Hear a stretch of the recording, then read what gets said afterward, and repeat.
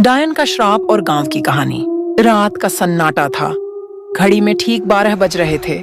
गांव सुनहरा, जो चारों तरफ से जंगलों से घिरा था, डर और रहस्य से भरा पड़ा था। गांव का हर बच्चा, बूढ़ा और जवान जानता था कि डायन का पेड़ कभी भी पास जाने की जगह नहीं थी।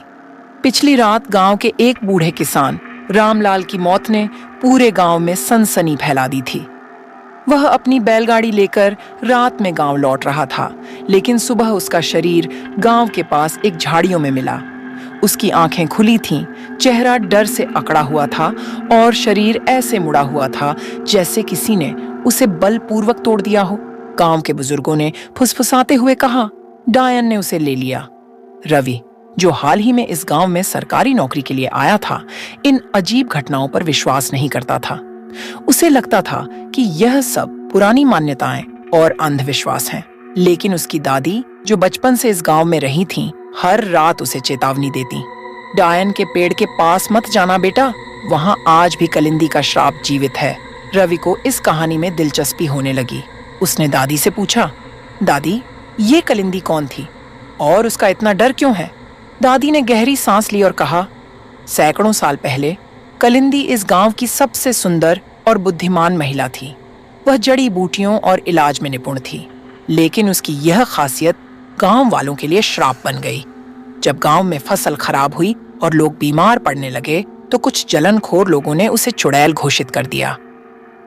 एक रात गांव वालों ने उसे उस बड़े बरगद के पेड़ से बांध दिया और आग लगा दी। कलिंदी की चीखें उस रात पूरे जंगल में गूंजती रहीं। मरने से पहले उसने कहा, तुम सबने निर्दोष को मारा है। मेरे साथ जो हुआ है उसका फल इस गांव को भुगतना पड़ेगा। इस बरगद से जुड़ी मेरी आत्मा कभी चैन नहीं पाएगी। उसके बाद से गांव में अजीब मौतें और डरावनी घटनाएं होने लगीं। किसी ने बताया कि रात में उस पेड़ से कलिंदी की परछाई निकलती है।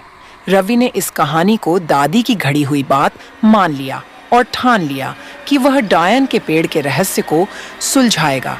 एक रात उसने अपने दोस्त सूरज को साथ लिया और टॉर्च लेकर उस बरगद के पास गया। जैसे ही वे पेड़ के पास पहुंचे, अजीब घटनाएं शुरू हो गईं। टॉर्च की रोशनी अचानक फड़फड़ाने लगी। हवा में किसी के रोने और चीखने की आवाजें सुनाई देने लगीं। उन्हें लगा जैसे कोई उन्हें देख रहा हो। अचानक सूरज चिल्लाया, रवि, मुझे घर जाना है, यहाँ कुछ सही नहीं है। रवि ने जैसे ही पेड़ को छूने की कोशिश की, उसके हाथ पर जलन होने लगी। उसने देखा कि उसकी कलाई पर गहरे निशान बन गए थे, जैसे किसी ने पंजा मारा हो। डरे हुए दोनों घर लौट आए, लेकिन रवि को चैन नहीं मिला। उसके दिमाग में वही चीखें गूंज रही थीं। अगले दिन गांव में एक महिला आई। उसका नाम था सावित्री। वह जड़ी बूटियों और तंत्र मंत्र में निपुण थी। उसने गांव वालों से कहा, मैं कलिंदी के श्राप को खत्म करने आई हूं। सावित्री ने रवि से कहा, तुमने पेड़ को छुआ, इसलिए अब तुम्हें इस श्राप का सामना करना पड़ेगा, लेकिन मैं तुम्हारी मदद कर सकती हूँ।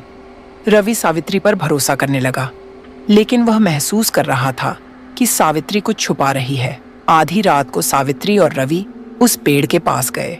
सावित्री ने जमीन खोदनी शुरू की और कुछ पुरानी हड्डियां और एक ताबीज निकाला।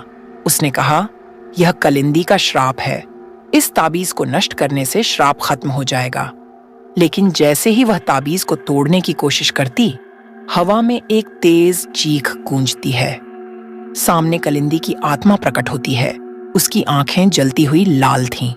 उसने चिल्लाकर कहा, तुम्हें लगता है कि मेरे साथ इतना अन्याय करोगे और मैं माफ कर दूंगी? सावित्री अचानक कहती है, तुम्हारा श्राप तब खत्म होगा जब कोई अपनी जान देकर इस ताबीज की रक्षा करेगा।